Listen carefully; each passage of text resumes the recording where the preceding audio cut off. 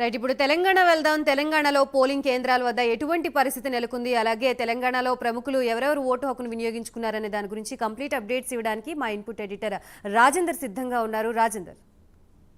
గాయత్రి, తెలంగాణ స్థానాలు అదేవిధంగా సికింద్రాబాద్ కంటోన్మెంట్ ఉప ఎన్నికకు పోలింగ్ కొనసాగుతుంది. ఉదయం 7 గంటల నుంచి కూడా తెలంగాణ వ్యాప్తంగా పోలింగ్ ప్రారంభమైంది. అయితే ముఖ్యంగా ఇక్కడ ఆదిలాబాద్ జిల్లా సంబంధించి ఆదిలాబాద్, నిర్మల్, అదేవిధంగా ఆసిఫాబాద్ ఈ 3 జిల్లాలో కూడా నిన్న మధ్యాహ్నం నుంచి భారీ వర్షం పడిన నేపథ్యంలో అక్కడ పోలింగ్ కేంద్రాలకు పోలింగ్ సిబ్బంది ఆలస్యంగా చేరుకున్నారు. ఇదే విషయాన్ని రాష్ట్ర ఎన్నికల ప్రధానాధికారి వికాస్ రాజ్ కూడా కాసేపటి క్రితమే స్పష్టం చేశారు. అయితే అక్కడ కూడా ఎలాంటి ఇబ్బందులు తలెత్తకుండా ఇప్పటికీ ఎన్నికల అధికారులు చర్యలు తీసుకున్నారు.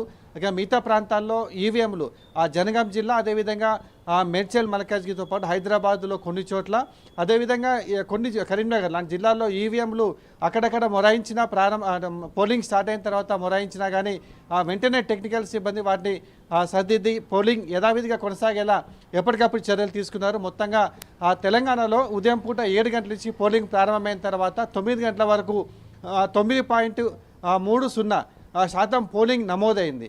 అయితే కొన్ని జిల్లాల్లో ఓటు వేసేందుకు ఉదయం పూట నుంచే బారులు తీరారు. మరికొన్ని చోట్ల మందకోడిగా కొనసాగుతున్నామని చెప్పవచ్చు. అధికారుల అంచనా ప్రకారం 10 నుంచి 12 గంటల మధ్య పోలింగ్ జర ఊపందుకుంటుందని వారు అంచనా వేస్తున్నారు. అంటే మొత్తంగా కూడా పార్లమెంట్ ఎన్నికలకు సంబంధించి 2018లో ఏదైతే పోలింగ్ శాతం నమోదైందో అంతకంటే ఎక్కువగా నమోదయ్యాలి. ఇప్పటికే జిల్లాలో అందరూ కూడా ఎన్నికల అధికారులు ఇప్పటికే విస్తృతంగా ప్రచారం చేశారు.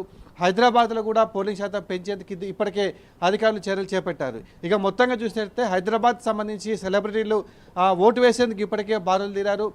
సినీ ప్రముఖులు చిరంజీవితో పాటు అల్లు అర్జున్, జూనియర్ ఎన్టీఆర్ ఇలా ముఖ్యులంతా కూడా ఇప్పటికే తమ ఓటు హక్కు వినియోగించుకున్నారు. మరికొంతమంది కాసేపట్లో ఓటు హక్కు వినియోగించుకున్నారు.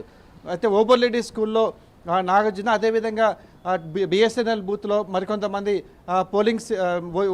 ఓటు వేసేందుకు ఇప్పటికే సెలబ్రిటీలు చేరుకున్నట్టు మనకు తెలుస్తుంది. మరికొన్ని చోట్ల రాజకీయ నాయకులు కూడా ఇప్పటికే ఓటు వేశారు. ఏదైతే హైదరాబాద్ పార్లమెంటు స్థానానికి బీజేపీ తరఫున పోటీ చేసిన మాధవిలత ఇప్పటికే మహేంద్ర హిల్స్లో పోలింగ్ బూత్లో తమ ఓటు హక్కు వినియోగించుకున్నారు. అదేవిధంగా ముఖ్యమంత్రి రేవంత్ రెడ్డి మరికాసేపట్లోనే హైదరాబాద్ నుంచి కొడంగల్ బయలుదేరుతారు. మధ్యాహ్నం అక్కడ కొడంగల్లో తన కుటుంబ సభ్యులతో కలిసి ఓటు హక్కు వినియోగించుకుంటారు. అదేవిధంగా బీఆర్ఎస్ పార్టీ అధినేత కేసీఆర్ కూడా చింతమడకలో తమ ఓటు హక్కు కుటుంబ సభ్యులతో కలిసి మరి కాసేపట్లోనే ఓటు వేయనున్నారు. అదేవిధంగా పార్టీ వర్కింగ్ ప్రెసిడెంట్ కేటీఆర్ కూడా ఓటు హక్కు నంది హిల్స్ బూత్లో మరికొద్ది సేపట్లోనే ఓటు వేసేందుకు కూడా రానుండేలో మనకు సమాచారంగా తెలుస్తుంది. అంటే మొత్తంగా తెలంగాణలో 7 గంటలకు ప్రారంభమైన పోలింగ్ ప్రశాంతంగా కొనసాగుతుంది. ఇప్పటివరకు కూడా ఎక్కడ కూడా ఎలాంటి అల్లర్లు కానీ అవాంఛనీయ ఘటనలు కానీ జరగలేదు. మరోవైపు గత ఎన్నికల నేపథ్యంలో ఎలాంటి జిల్లాలలో కూడా ఘర్షణ తలెత్తకుండా పోలీసు అధికారులు ఇప్పటికే అప్రమత్తమైన నేపథ్యంలో కేంద్ర బలగాలు కూడా మోహరించారు. ఎప్పటికప్పుడు కూడా నిఘా వర్గాల సమాచారం మేరకు ఏ జిల్లా పోలింగ్ బూత్ల వద్ద ఎలాంటి ఇబ్బందులు తలెత్తకుండా అటు శాంతి భద్రతల పరంగా ఇటు పోలింగ్ పరంగా ఎలాంటి ఇబ్బందులు తలెత్తకుండా అధికారులు చర్యలు తీసుకున్నారు. 10 గంటల వరకు కూడా పోలింగ్ తెలంగాణలో ప్రశాంతంగా కొనసాగుతున్నట్టు మనం చెప్పవచ్చు. Gayatri. Right. Thank you Rajender.